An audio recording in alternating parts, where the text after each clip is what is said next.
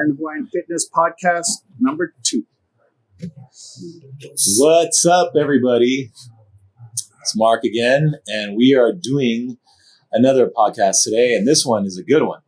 This is about different diet methods, ways of, getting ready for a show, leaning out, what type of nutrition that you would be doing. So I'm with the 3 J's here today. Again, triple J's, Jeff, Jed, and Jody.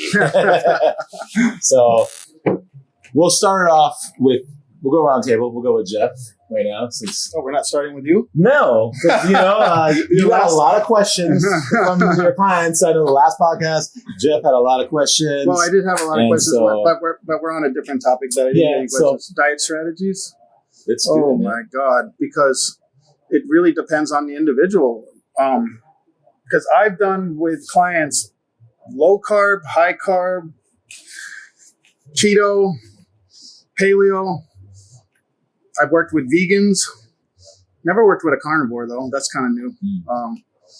It's just greatly individualized, to be honest with you. But when I like to start a diet, obviously,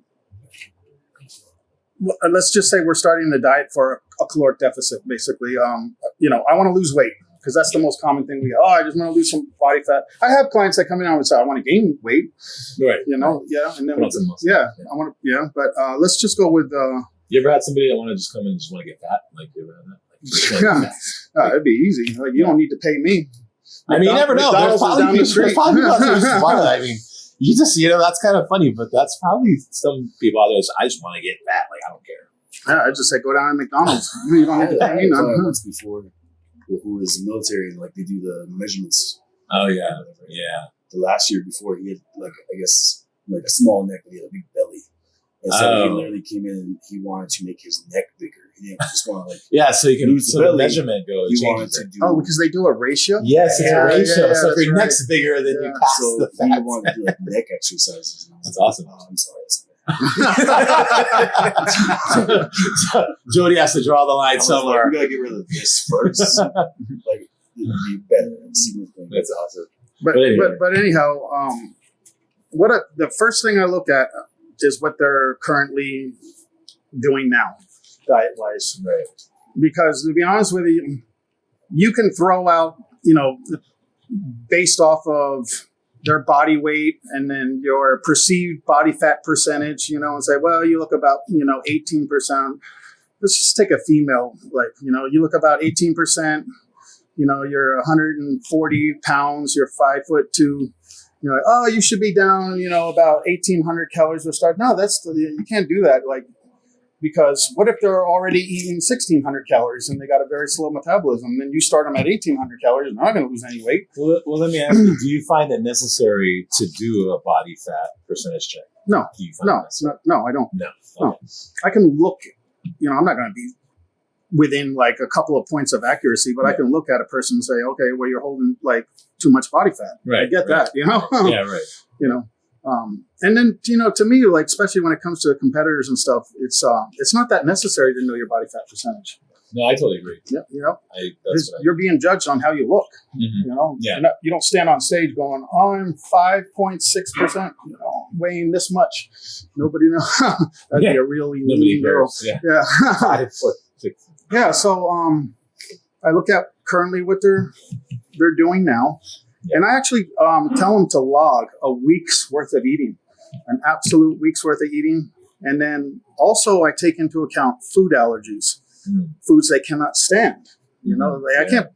The thing that drives me nuts is when coaches put these people, what I call, I think I coined this phrase, I call it the chicory diet, the chicken and broccoli, chicken and broccoli, chicken and broccoli. Yes, Christ. I know that diet. Yeah.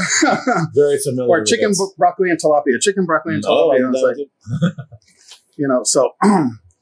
what if you can't stand tilapia? What if you can't stand chicken? You think they're going to stick to it? Hell no. But what I'm doing, what a lot of other people don't look at, and because I dove into a lot of the science of the diversity of your gut microbiome and how it processes different foods, and what gives you that that particular blueprint of your gut microbiome is basically the foods you grew up on and the foods 5 generations past of your parents grew up on. You know, so like if I had a guy from Alaska, I'm not going to give him a bunch of tropical fruit. You know, or if I had a guy from Idaho and be like, oh, you know, I'm going to just fill you up on rice as your carbohydrate, you know, when he grew up on potatoes, you know, and then this, you know, and you often see that too, when you give like these corn-fed guys, you know, from Nebraska and all that stuff, a ton of rice, and they're like, oh, I'm getting bloated, I'm getting all, you know, gassy and all that kind of stuff. You give them potatoes, and all of a sudden they're doing great, you know. So I take into account like the foods they grew up on, you know, obviously, I don't know the ecosystem of their gut microbiome, you know. Right. There are, and it was a life-changing test that I had a number of my clients and myself do that actually test that. And you'd be surprised because it identifies foods that are inflammatory to you, like things that you think are healthy, like what would be healthy. Like it gives you a list of foods. It's called Biome if you guys want to look it up. Spelt with a V, Biome. And it tests the diversity of your gut microbiome, and it will send out a list of like foods that you should never eat, foods that you can enjoy, you should minimize, other foods that you can have in abundance, and then your superfoods, foods that you should be eating every single day. Yeah. And some of the things like I should never eat broccoli, ever, because my microbiome actually has a reaction to it and creates a lot of sulfuric gas. Yeah. Blueberries. Who would think? You know, blueberries, such a healthy food, you know, but my microbiome contains a virus that actually interacts with the blueberries and causes methane gas. Yeah, right? You know, we don't need Brussels sprouts, you know, cabbage. Like Yeah. these are all things that I should never be having, you know? Jeez. Wow. Yeah, and then when I eliminated like these foods, tomatoes was another one, you know, and certain nightshades like that. Oh my God, life-changing. Mm-hmm. No more bloat, no more gas, nothing. Crazy. Incredible. Wow. That's awesome. Yeah. Yeah. So, but you can actually, and I do this with clients, is that I talk to them and identify these problem foods, and then I build a diet around that, you know. And then, of course, I do the standard, you know, if you want to lose a pound a week, you know, you put them in a 500 caloric deficit, Right. you know. Right. But that's kind of hard too, because that's based off of their activity levels. And then, you know, I go into that. What do you do for activity? Like, what does your job look like? You know, are you sitting at a desk all day? What do you do after work? You know, Right. are you a waitress? If you're a waitress, like you're active. You're on your feet most of all the time. You know, like those are like high energy jobs or construction and all that kind of stuff. So all that matters, you know, and how you construct the diet. There's so much more, but I don't want to dominate this whole thing. So No, I mean, hey, that's good. Yeah. There's a lot to talk about when it comes to this stuff. It really is. Like I can go on all hour, just you know. Yeah. I mean, I'm sure you can. But It's Jed, good stuff. It's good stuff. Jed, All what right, you got so- for us, Jed? When one of the biggest problems I see with most people that I train is nobody eats enough. So you naturally have a slow metabolism. People aren't eating enough. Yeah. But they think about, and like Jeff said, most of the people get or people want to lose body fat, and they're already thinking about taking stuff away. And it's like, we've already tried eating like once a day and it's not working. So why do you expect me to give you a diet where it's like less than that? So the approach I like to take, first, see where they're at and then where they need to be. And I judge where they need to be by their body composition, which I eyeball. I don't measure anything. But I look at it and you can usually tell. And by that, I've gotten good at getting a formula to calculate if this person was lean, this would be the max amount of protein, carbs, fats that they would be able to take in and maintain their weight. It's baseline diet. But I usually, like if they only eat twice a day, okay, we're going to start with like 3 meals and a shake, and then we're slowly going to work up. And the goal is to slowly work up to those max numbers. And while you're doing that, you start seeing symptoms people have. And if you can analyze the symptoms, you'll know, okay, well, we're up to this point now, but I'm seeing this, so we're going to leave the carbs here, but we're going to increase the protein a little bit and work up to that max number. But I know if I put more carbs in, he's going to start getting fat because their energy levels are fine. Right. If the protein and carbs are in check and they start crashing earlier during the week, their metabolism is speeding up, then, okay, well, I know they can't handle more proteins. They start getting constipated. They don't need more carbs because they get fat, but there's signs that they're starting to crash early in the week. So what should I do? Instead of going high, low, and making their emotions go everywhere with blood sugar spikes and stuff, which I see a lot when I do that. I'd rather put in just a little bit of fats and just slow things down a little bit because you have this fat burning zone that when I do my other videos, I draw a graph and try to show people this is where it is. The longer during the week you can stay in that graph before you bump your carbs up for a day, the better off you are. Because some people will crash too low and then their body won't do shit for like 2 or 3 days because it's just shot. So that's how I start. I go about it. So once I get them started to the starting point, I have them talk to me a lot. I usually have a weekly questionnaire for the online guys, and from what I see from that, I'll know what to adjust. And just go from there. I mean, when I first come up with the foods, I'll use blood type because a lot of the food problem stuff you can almost relate to blood type, at least get it close. But like for instance, a type A is supposed to be eating a lot leaner meats because they have a low stomach acidity, right? They can't process the food as fast. But if a type A gets to where they're pretty lean with muscle, it's going to be faster than normal type A. So you might actually get away with some red meat. But it just tells me where to start them. Like some people can't handle broccoli; they get too gassy and bloated, so I switch them to green beans or something. So, and I usually have like alternative foods they can use and stuff like that. But that's I start them at that, and then I work them up, and then it just says, I don't try to change things too fast because you always want to ace up the sleeve when you hit a bump in the road. So I just go with that. Every time something starts slowing down, I start asking them questions and look at the symptoms. I'll be like, okay, add like a tablespoon of mac oil in that meal, and that's it. And then it'll start working. Yeah, right. Okay. So I know Jeff does. You do like a refeed, right? Yeah. Like a high carb refeed. Not on everyone. Not on everyone. Not on For everyone. people but, whose like metabolisms are starting to shut down a little bit.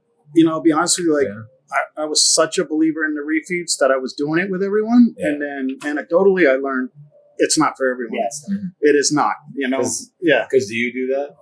I'm starting to learn that some people or cheat days. No, I don't do cheating because if I get not everybody gets disciplined enough. Yeah. So I'd rather just be like, okay, you're going to learn how to eat clean. You're going to suck it up, and that way, when it comes to where you've been dieting a while, and I'll say, hey, go get what you want tonight. You're not going to go through the fucking roof. Like you're going to be able to control yourself. Okay. Now refeed stuff. For most people, I have a day where it's higher carb, and I'll add fats in there too because I want muscle cells and everything to be repaired. Their goal is to recover them so they can diet for the next week.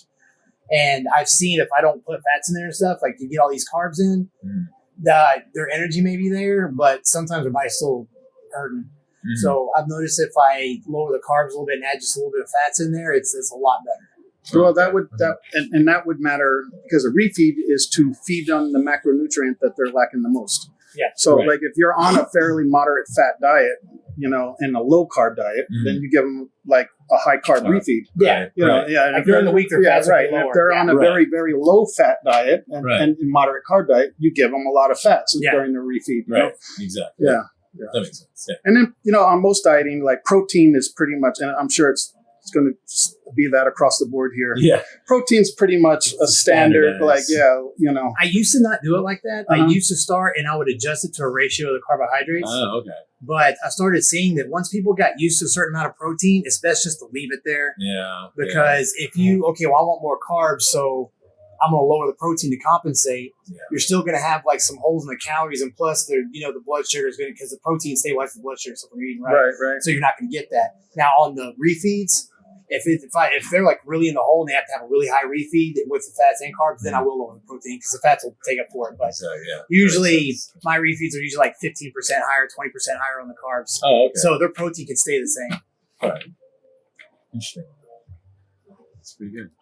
Jody, what does Jody have for us? If we're talking about like competitors, I mean, either way, you can talk about just basic weight loss if you want. Kind of like a common weight loss or building muscle type of diet. For me, it's all pretty much just kind of based from the beginning off a questionnaire that I have them fill out. So they get the questionnaire in email, they fill it out. It's just basically asking for any kind of like medical conditions, allergies, any medications, any prior like supplement usage that may conflict with anything or boost the usage of the foods or the other supplements that we'll be taking. Then from there, I have kind of like a standard morning protocol where it's just first thing in the morning, drink a liter of water. If they're kind of a fat burning protocol, I add that with the yohimbine, the L-citrulline, and some L-carnitine, and it's first thing in the morning. Empty stomach before anything. So if it's like a day of training, then it's usually like do that, make your way to the gym, go do your cardio, and then begin your meals after that. Oh, okay. My meal plan throughout the day is all focused around when they train. So I have like a pre-workout, and then some people get an intra-workout, but there's always like a pre-workout meal, which I try to time to be about hour to an hour and a half before they train. Then they have like post-workout shake if they can do shakes. It seems like a lot more people nowadays have a hard time shakes. Yeah, a lot of people do. This is like kind of off topic, but I feel like it has to do something with like something with the new flavoring systems, like last 5 or 6 years. Yeah, it's like definitely the garbage additives that are in it. Yeah, because it used to be shakes taste so much better now. Yeah. and people so had like addictive, way less like- issues with them. Yeah, But now it's like you run into like almost like half the professional bodybuilders can't drink them. can't even have them. And Yeah, it's like these are guys crazy. who were drinking like 4 or 5 a day when they first Oh, started for 10 years. oh And for all of a sure. sudden Yeah. it's like you can't even throw a shake in a meal plan. Mhm. But then that And they all blamed lactose before, Yeah. and now everyone. And now but it's, but it's easy to get a lactose-free whey and protein, Right. and it's like, hey, I'm still getting And they messed still up. have issues. Uh-huh. They still Yeah, have yeah. issues. They have the vegan powders too. Yeah. I don't personally. I like the taste of it, but Yeah. it tastes very good. It's very green. I honestly tried it, and it messed me up. Yeah, oh yeah, Yeah. mix it up. Oh, yeah. See, Yeah. So there you go. So Yeah, I was just like, even the vegan stuff. Yeah. I think from there, kind of have like, I would say 90% of diets are going to have some kind of like cyclical routine where it's either like meal plan 1 or meal plan 2, or it's going to be like a high day or a low day. Yeah. Or it's going to be like, low carb day and then like high fat day. Mhm. It's going to be something like that. Yeah. Majority of clients, depending their conditioning, if it's like for a competition or something, I've always kind of believed in either cheat day Yeah. or like a cheat meal. But my rule on the cheat meal is it always has to be the last meal of the day, purely because if you, like a lot of people are like, I want to go do pancakes and I want to go get this omelet. They go do that first thing in the morning time. They're not going to be able to stick to their plan the rest of the day. They're so full, they feel like crap. They're probably not going to work out that day. And if they do, it's like they feel pretty shitty. So I always make it the last meal of the day. Oh, okay. If it's just a cheat meal. Interesting. And then with that, just the supplement routine can cater to certain people's needs. Like I had like some military guys who have hard time sleeping, so I'll add like maybe like melatonin, GABA, stuff like that to like their nighttime regimen. But for the most part, it's like the typical multivitamin, vitamin D, fish oil. Became a huge advocate for like arachidonic acid. As far as like building muscle goes, I think it's awesome. Yeah, It is pro-inflammatory, so I think also cyclical usage of that is healthy. But if it's not that, then I usually incorporate something like even primrose oil or orange oil, where the body's going to take it, assimilate a portion of it into arachidonic acid. And then with that, like a B complex, especially if you're training often. So if you're doing cardio in the morning and hitting the gym and doing cardio again afterwards, it's like your nervous system's taking a beating, so B vitamins are good for that. And then as far as I like arachidonic acid, but I would only use it on a strict pre-contest diet because because people are taking in on a standard diet a ton of omega-6s. Yeah. They're highly inflamed already. Yeah. But when you're on a very strict contest diet, you're not taking in a lot of inflammatory, omega-6s and things like that. So then it's very beneficial post-workout because it's part of that hormetic stressor signaling pathway to turn on mTOR, the inflammation signal. And that's what, Bill Llewellyn, I think, was the first one to come out with, what was that called? Factor X or X Factor or something? Yeah. And then, you notice the pumps, like you feel it, like, you definitely notice a difference on it. Yeah. Like I know, probably like at like my like peak as far as like body weight and strength goes. At one point I was like nearly 260. Like right. So right you're biggest, I remember. right under 5'8". Like that's a lot of weight. But my issue is that when people are doing, and I hate using this word, when people are doing the bulk, bulk. they're eating a ton of crap, and then they're taking arachidonic acid, and they're so inflamed, and then they start complaining about all their joints are killing them and all kinds of shit, Yeah. And then when your gut is inflamed, you know, then stuff stops digestion properly, and then you start getting all like gassy and bloaty and everything, and that's just an inflamed gut. You know, bringing up digestion that's also a key that I don't think people think a lot of, because when they're trying to get bigger, they just eat a ton of food at one time or 2-3 times a day. And it's like your body can only fucking take so much at one time. You know, it's better to space that out into intervals to make sure your body assimilates more of it throughout the day than just to eat a bunch of shit at once, because your body's gonna like. It's not what you eat; it's what you digest. Yeah, exactly. You know what I mean? Yeah. So you could be taking in like 5,000-6,000 calories, but a lot of it's just going to like crap and waste and all kinds of stuff because you're not absorbing it, Yeah, that's where, like, but you're creating such an inflamed gut that you're actually making it worse for absorption, Yeah. and even breaking down, and then when you're left with unbroken down protein in your gut, it's just like when you leave your protein shake out, you forget about it. It's like, man, it ferments bad, and that shit is happening in your intestinal tract. Throw away your shaker. Yeah. When,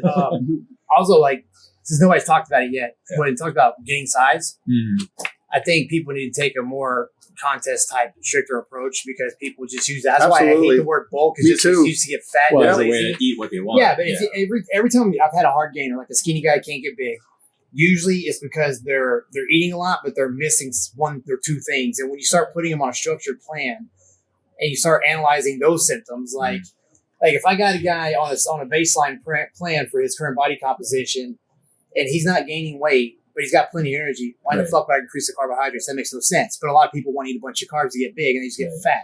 All right, if he's going to the bathroom regularly, he's not bloated, and the fats are there, put an ounce of protein on each meal and see if that doesn't work, then increase your fats. Like, it's the same type of troubleshooting approach you take with dieting. You just kind of got to look at the opposite direction. But people, as soon as they think off season, they just go get fat, and then they have to spend all that time getting all that off, losing whatever muscle they did gain, and looking like a beat up piece of shit on stage because their body's all fucking worn out, which I've done. I've done this. I know. I've done this a few times. I also think, too, though, with the bulking side of it, bulking. Yeah.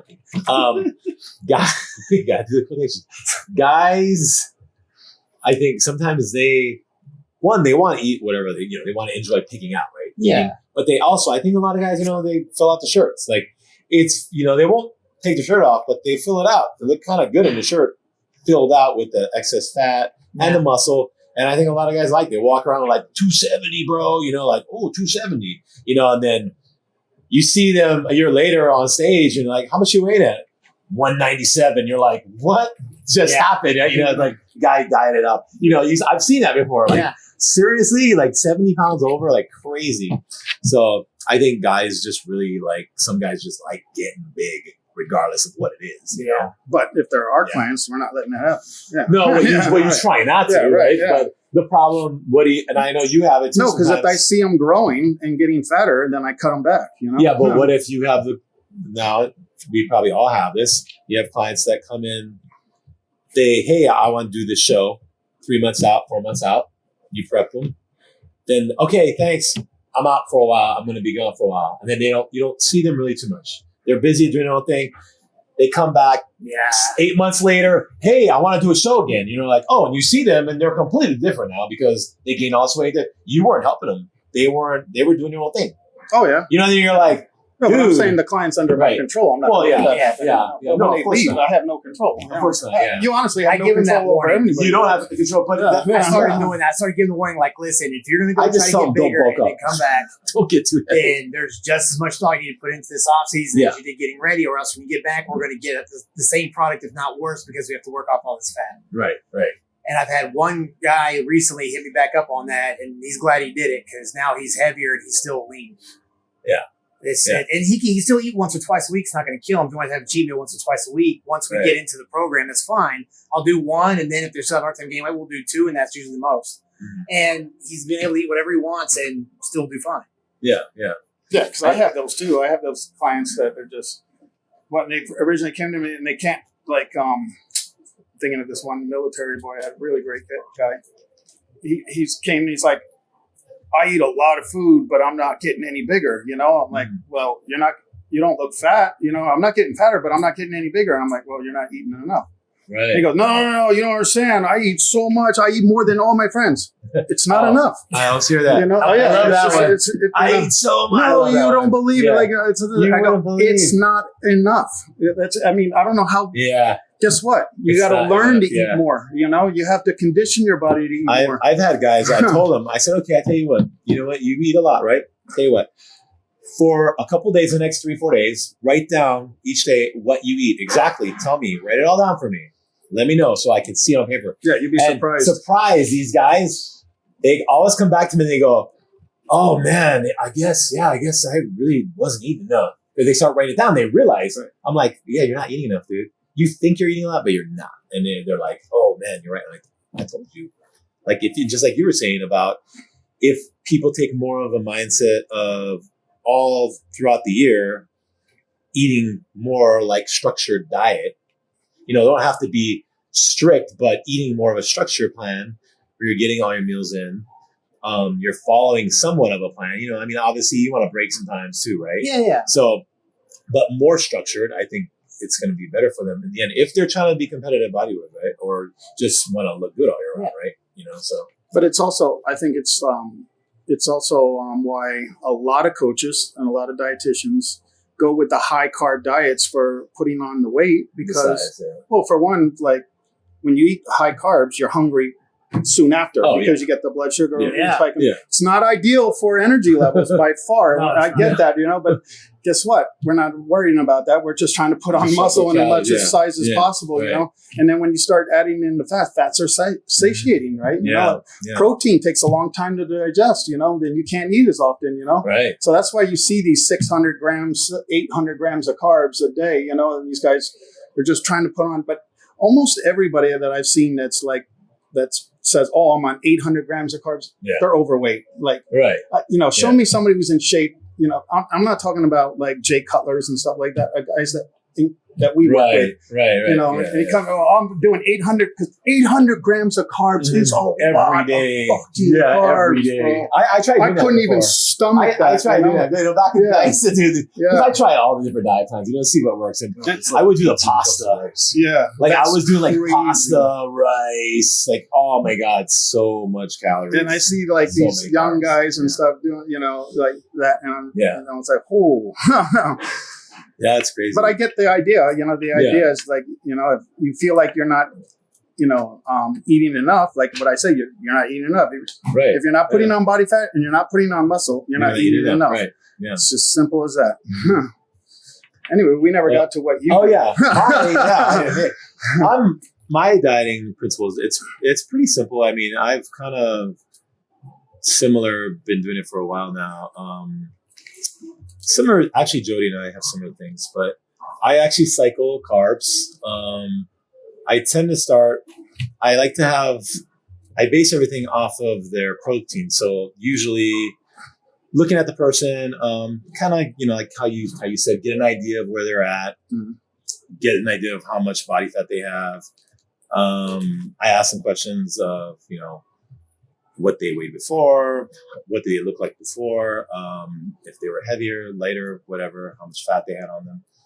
And then basically the diet, I'll do anywhere from 4 to 6 meals, usually, sometimes 7 meals, depending on each person. I tend to do kind of a lower carb, lower fat diet. So like if somebody's getting ready for like a show, typically, a low carb, low fat diet? Yeah, lower. So like I tend to keep, it's pretty standard. Like my protein intake is pretty leveled out. And then the fats are kind of the same somewhat. And then I play with the carbs. So I just adjust carbs accordingly. If I'm trying to get them to come down some more, or I want to like stay, then sometimes I'll add in the fats too a little bit. And that's like across most everyone. I mean, so if somebody is just wanting to just look good, right? They're just not trying to do a show. I'm going to give them more choices of food, you know what I mean? Yeah, right. I don't have to be like crazy, like, okay, you're just going to have chicken, fish, and, you know, rice, like, and like greens, like this, like that. So I can do more with them. But again, it's pretty simple, man. Like I said, I like to cycle it.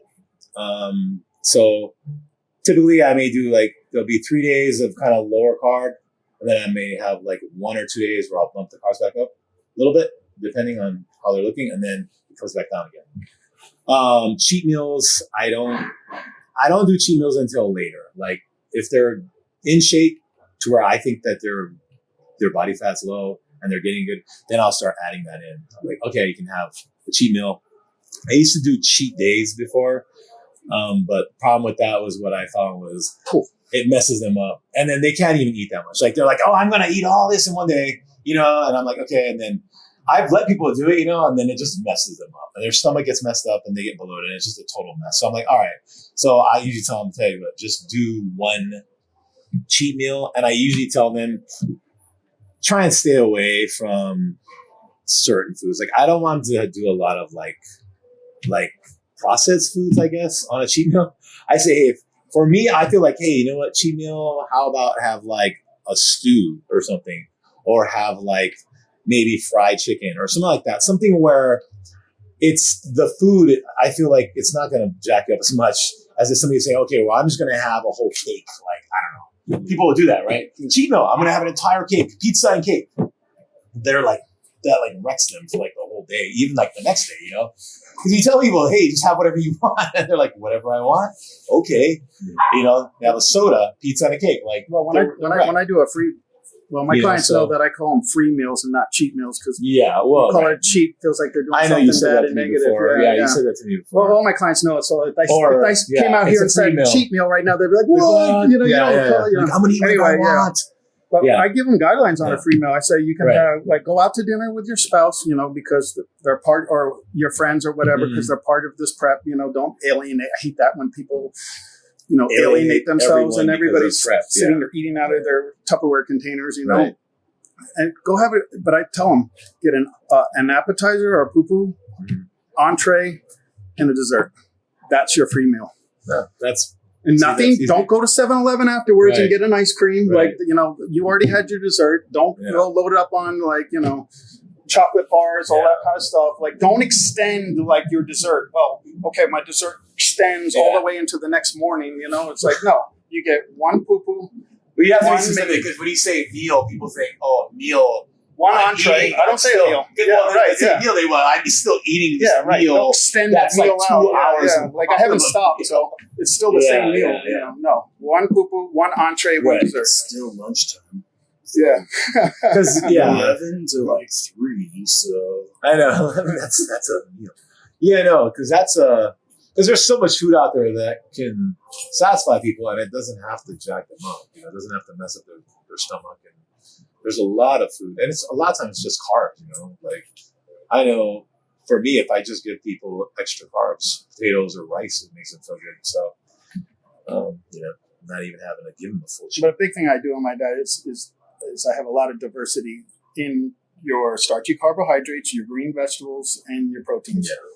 Like I think it's just when you have chicken for 3 meals out of the day, right? I promise you're going to gain an intolerance to that chicken. Same thing when you have just one starchy carb throughout the entire prep, your body's going to start rejecting that starchy carb after, So why not? It does the same thing in the body, right? Like, you think a sweet potato is going to act very much differently to a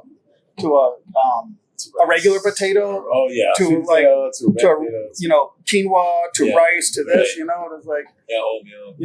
it's just like, guess what? They're turning to glucose, And most of the time, forget the glycemic index because you're not eating it all by itself. I like variety too. I like what you say. I like to mix it up with different types of fish, different types of meat. I even throw in beef in there. A lot of times though, I notice some people that are just like, if you put a lot of variety, it makes it hard for them for like prepping their food. I'd rather just have a ton of chicken because it's easier for me. I can just get this chicken and cook it.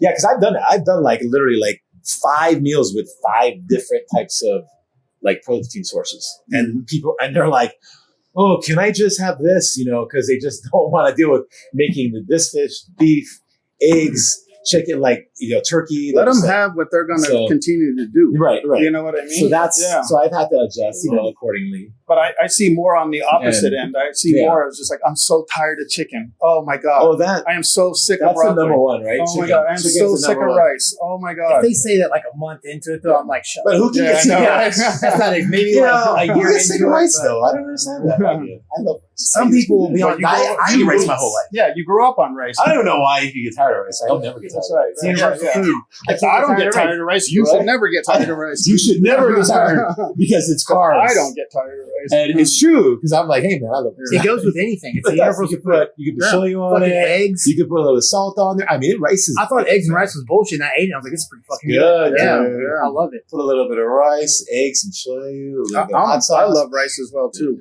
I love rice. Because I like to add. Now, what you said I like earlier, to add it did. yolks too. It did take me a while to get used to rice. Oh yeah. When I first started Right, eating, right. I got bloated and stuff, but I just stuck with it, and now I can process it really easy. Yeah. Now with the Okinawan potatoes that we have here, the purple ones, like I if love those. I go without eating them for a long time and then I put them back in, I have to slowly do it or else I start getting backed up. Yeah. So yeah. And that is your gut microbiome. Yeah. And your gut microbiome will adjust to the climate and the foods, around you and that kind of stuff. It just sucks for a little bit. Yeah, it does. It does. Yeah, Yeah. absolutely. So yeah, I mean, there's What's one our more time? thing. There's one more thing. Yeah. That I know we wanted to touch on, and that is creatine. Oh, yeah. Do we have time? Yes, go we ahead. do. We Go have ahead. at least okay. 10 more minutes. Oh, okay. And we can go for 2 hours if we want to, but we'll do 10 more minutes. And then, but yeah. Well, the question I was asked is creatine pre-contest, but I think most people don't even understand creatine, it's, what I can, does anybody want to explain creatine? Pretty much as you generate more ATP, so you have more energy during the workouts. Yeah. Yeah, so I'll just give you what I know about creatine. It's not everything, but if I miss something, stay tuned for another half an I'll do it hour, quick. guys. Just hang in there. No, just kidding. I know. A little of what I know. Yeah. Let's half an hour later. No, let me see how I can make this quick.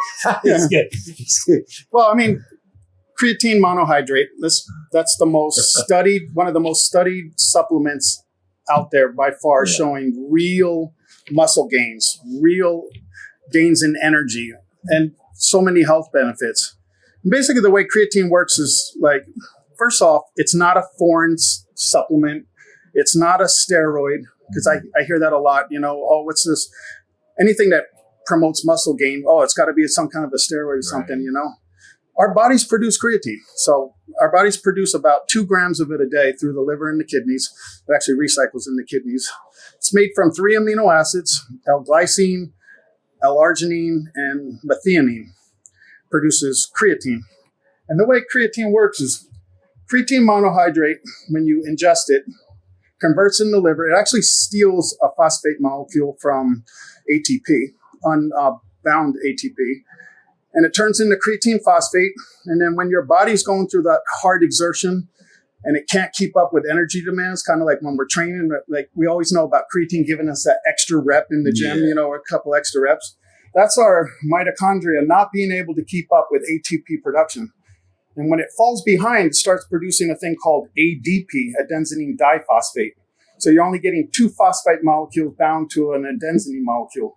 Creatine phosphate comes along and donates that phosphate molecule to the adenosine diphosphate, creating the usable adenosine triphosphate, ATP. And that's how you get that extra energy. And then that unbound creatine molecule goes back to the kidney and then recycles and gaining phosphate molecules and rendering it useful again. Our bodies store about 5 grams of it in the skeletal muscle. So it has an osmotic effect, just like glycogen does. So that's where the water retention comes, with it. But our bodies only store 5 grams of it. So that's why you have that loading phase to get to that 5 grams of skeletal muscle storage. Yeah.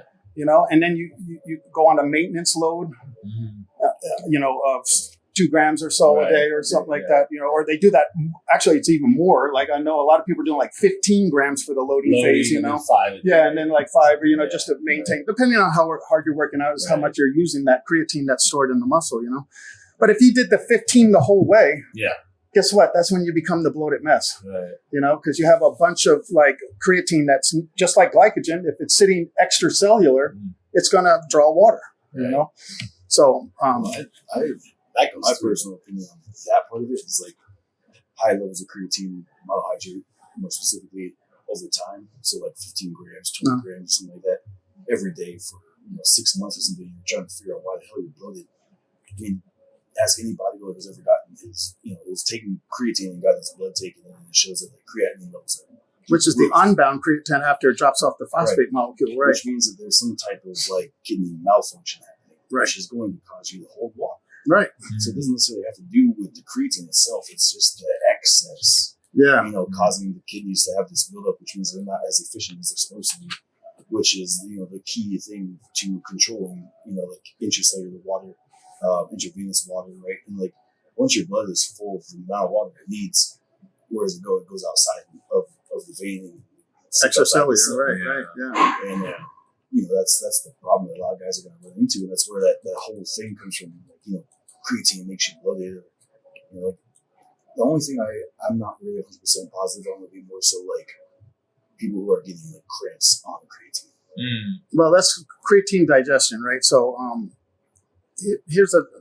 not everybody digests it very well, right? Because it does cause a little GI distress, right? Yeah, and that's why they came out with like the creatine ethyl esters, and all those are buffering agents to get past the gastrointestinal tract, and that stuff. But creatine monohydrate has a 100% bioavailability, 100% absorption. So all that other shit.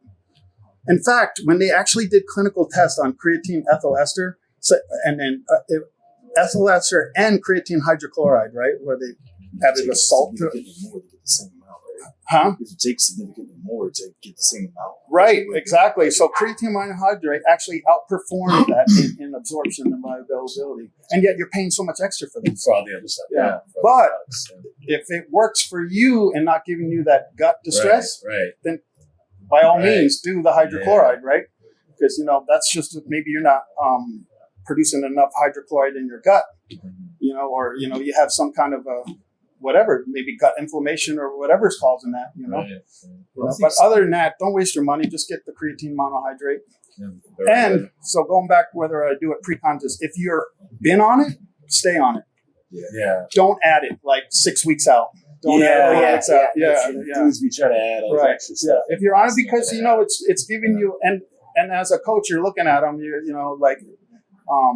if they're constantly holding water, maybe it's something they're doing. Maybe that's something to take out, but, if they're dry one day and then bloated the next day, it's not the creatine, if they're taking the same amount every day, because you do it correctly and it's pretty hard to screw it up. But if you do it correctly, it's promoting intermuscular water retention. That's where you want it. Which is great. Yeah, exactly. That's what you want, the fullness. And so if I missed anything about creatine, add to it. Yeah. Huh? Intramuscular side of the water storage, it's going to come from the creatine. It's going to also make the muscle safer. Absolutely. To hydrate the muscles. Right, exactly. Right? Not just fuller, but stronger. Right. And less fragile. So, you have high risk of turning your muscle. High risk turning your muscle when you don't have enough hydration. So should be taking creatine. Should have taken your creatine monohydrate. I've been creatine a long time. Well, creatine is still being studied today for its cognitive benefits, its health benefits in the brain. It's reducing that. They're showing signs of it reducing Alzheimer's, showing signs of it reducing dementia and stuff like that. It's not just the sports supplement anymore. Now it's like they're looking at this like, there's a lot of health benefits to creatine. Because my grandmother was the one who told me to take creatine when I was a little kid. No kidding. So, I started taking creatine when I was like 8 years old. Wow. My grandma would get it. And probably when it first came out. Yeah. It came in like little pill bottles. So it wasn't like the little tubs that she got. Oh, yeah. When I got bottles, but it was just full powder. Right. It was a pill bottle. Yeah. It was a pill bottle like this and powder. Yeah. That's how I got it. Thing out and pour it out my water and stir it up and give it to me. Yeah. But my grandma was taking it. She thought it was more of like an energy focused supplement. Right. Oh, okay. At the time. So I was the AD kid who needed to focus in school. So she tried everything possible before they could, give me Ritalin or Adderall or something like that. Yeah. Creatine does pass the blood-brain barrier, so. Yeah. That's pretty cool. I remember when that shit first came out, man. I was actually in the gym. I was young though. Yeah, it came out. I got it when it first came out. I was like, I think it was like about 92 or something. Yeah, early 92. I remember I got a few bottles of it. EAS was like the big one. They were the first ones. That's it. No, they were the first ones to promote it. They were like, this breakthrough. And you know whose puppy that was? Yeah. That was Bill Phillips. It was called Phosphagen. yeah. Wasn't it Bill Phillips? Phosphagen, yeah. Phosphagen. Phosphagen. Well, that was their, That was that's their right. brand, Their EAS brand, brand. yes. Man, I forgot yes. about that. Yeah. No, I remember I ordered it when it first came out because I was like, what is this? They really hyped it up, you know? So I was like, I gotta see what's going on with this, you know? And then they learned that, if you create an insulin spike with it, you get Yeah. so much So- quicker absorption, so, yeah, they were which is saying true, but I Have mean, juice with it. insulin, Then the insulin, Celtec like, came out. Oh, the Celtec came out with that big with tub. 70 I got grams so of fat on sugar. that Sugar and I got so creatine. fat on that. That was the thing. People were like, 70 loading grams When it. you of have sugar. the load, you have the creatine load. Dude, taking like 200 I'm gonna grams of tell you sugar. right now, Yeah. though, that stuff, man, that Just stuff, like dextrose. that was like, I would drink maltodextrin. that, it went through me. I was like, I Yeah. can't. I could never do it. It would just go Yeah. right through me. I was like, all right. You remember that it was just Nitrotech and Celtec. That's all Muscle Tech. That's had? all they Oh, had. yeah. And that Hey, was they the- made a lot of money with that. Yeah. They I made was a back lot when they had with like that. Jay Cutler and those guys sponsored. Yeah.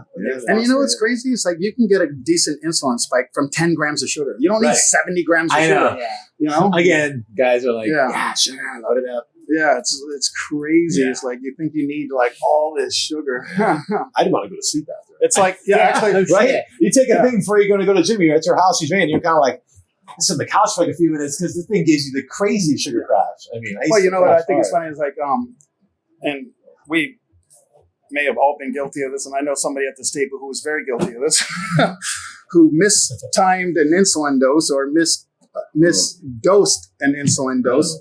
You know, yeah, and took way too much, and then took in 200-300 grams of sugar to bring them back Yeah. out of hypoglycemia. Yeah. And then, but when you watch a diabetic go on a hypoglycemia, they take 1 5-gram glucose tablet, it works for them. Yeah, it's crazy. and yet we think we need 300 I grams of know, sugar right, right now.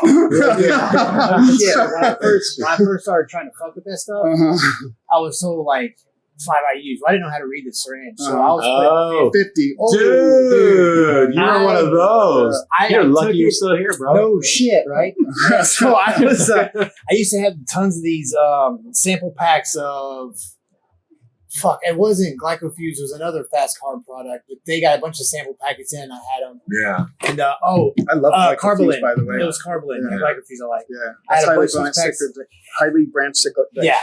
So I took it. I thought 50 IUs was 5 IUs, so I Yeah. took it. I go down. I'm training my client. I'm like, oh, what the fuck? I started sweating, Yeah. and I'm like. Yeah. You know, he racked, we're on the leg press. I'm Yeah. fucking shaking and shit. And I racked the weight. I'm like, are you all right? He's like, dude, are you fucking okay? I'm like sweating and shit. I went down to start throwing that carbonated in the drinks and getting it down. Yeah. And I got through the training session, but I was having to keep slamming that stuff. Man, yeah, that's scary, dude. Yeah, That's that scary. was when I talked to my friend about it. And he's like, well, show me where you put it on there. And I put it on there. And he was like, dude. It was like, how are you not dead? That's what he said. Yeah, that's crazy. Yeah, It's that's dangerous. It's a very common thing Yeah. because most peptides, protein peptides, are 100 micrograms per milliliter. So the 10 mark on an insulin syringe is 1 IU But insulin's equivalent. different. But insulin is 1,000 milligrams per Yeah. milliliter or micrograms per milliliter. So 10 mark on a syringe is 10 IUs. Yeah. So that's where everyone screws that Yeah. up when they That was take 50 growth IUs hormone and for insulin sure, together. Yeah. And we don't recommend anybody out there to be playing with this stuff, all right? We're just talking about it, discussing, not Reminiscing on past recommending to experiences. get on insulin or anything like that. You know, that's it's all on you guys. So, yeah, but I like to learn from fucking up. So yeah, well, yeah. that's how. Jed's still here, so Yeah, hey, luckily. he survived. But anyway, I Anything think else that's on good. creatine? Nah, I mean that was pretty good, man. You did a pretty good breakdown. So yeah, I feel like Cool. we did pretty good. Yeah, that was cool. So, well, till next time. Till next time, everyone. The next podcast, we will see you guys, and for Joe, Jed, and Jeff, and myself, aloha. MJJJ.